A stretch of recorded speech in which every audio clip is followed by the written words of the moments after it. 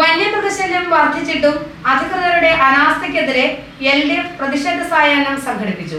കുളങ്ങാട്ടുകുഴിയിൽ ഗ്രാമപഞ്ചായത്ത് അംഗം നടത്തിയ സമരത്തോടനുബന്ധിച്ചാണ് പ്രതിഷേധ സായാഹ്നം നടത്തിയത്.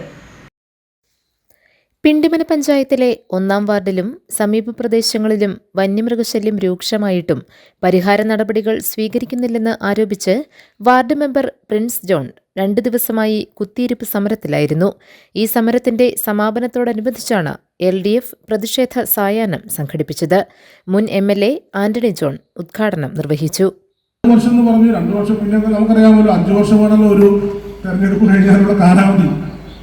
അദ്ദേഹത്തിന്റെ പല വാക്കുകളും അദ്ദേഹത്തിന്റെ ഒരു ശരീരഭാഷയും ഒക്കെ കാണുമ്പോൾ എങ്ങനെയെങ്കിലും 5 വർഷക്കാലം തികച്ചൊന്ന് ഇറങ്ങി പോകാൻ ഇപ്പോഴേ അതിന് ധൃതി കൂട്ടുന്ന നിലയിലാണ് അദ്ദേഹത്തിന്റെ പല പ്രവർത്തികളും അദ്ദേഹത്തിന്റെ ഒരു ശരീരഭാഷയും എല്ലാം കാണുന്നത് നമുക്ക് മനസ്സിലാക്കുന്നു. അപ്പൊ ഇവിടെ ഈ 5 പഞ്ചായത്തിലെ ജനങ്ങളുടെ ജീവനും സ്വത്തിനും സംരക്ഷണം കൊടുക്കേണ്ട ഈ ഒരു വിഷയം, ആ ഒരു വിഷയത്തിനകത്ത് പരമാവധി ഞാൻ സൂചിപ്പിച്ചല്ലോ, MLA ആയിരുന്ന 10 വർഷക്കാലവും നമ്മുടെ പരിമിതിക്കകത്ത് നിന്നുകൊണ്ട് നമ്മൾ പരമാവധി ഇടപെട്ടിട്ടുണ്ട്. CPM ഏരിയ കമ്മിറ്റി അംഗം ബിജു പി നായർ അധ്യക്ഷത വഹിച്ചു.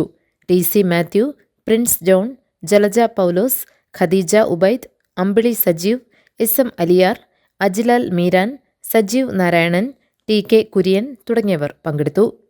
GTV news, Pindimana.